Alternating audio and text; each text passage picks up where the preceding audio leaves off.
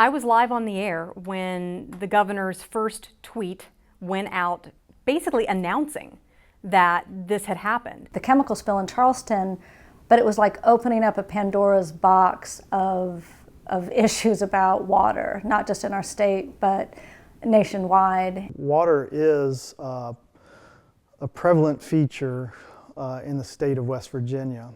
In the Innovator in Residence program, we're always looking at a way to do experimental reporting with new technology. Even once the water was turned on, people didn't believe the water was safe.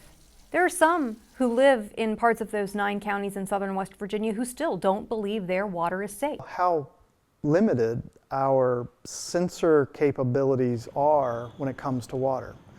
And that's not to say that there aren't a lot of sensors out there on the landscape that we know about, but I can get on AccuWeather, right, and it can tell me what the smog is like in a network of sensors around the country. We have all of these sensing technologies coming into play that extract data from everything. That includes smart objects, but it also includes our environment. No, this was not handled well, in my opinion, at multiple levels.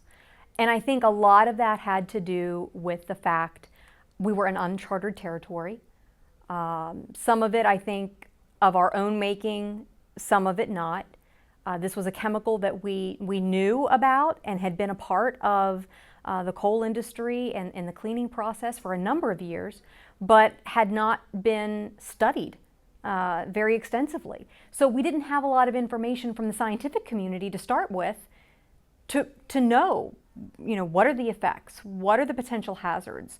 What should we be telling people? And not just as media, but what should the Department of Public Health be telling people? What should the water company be telling people? And so there was a scrambling at the beginning to just gather information to share. The power of what citizen journalism did to really give voice to groups that had not been able to speak for themselves. They had to rely on sort of official voices or mediated voices and brands and companies, where it gives rise to things like Arab Spring or Black Lives Matter. That's the power of technology and citizen journalism. The project through the College of Media is, while the science is not necessarily innovative, what's innovative is that as media experts begin to do science, begin to understand the science, and their ability to communicate that science increases, regardless of the value of the science. And so that is crazy valuable over time. And as a scientist, something I'm extremely excited about. Every day you're sort of doing something unknown and new to you, also new to your students. And so it requires a lot of trust among all of the participants and leaps of faith. You kind of have to dispel students' concerns right off the bat about grades. Well, so there's a couple of things that limit the value of science.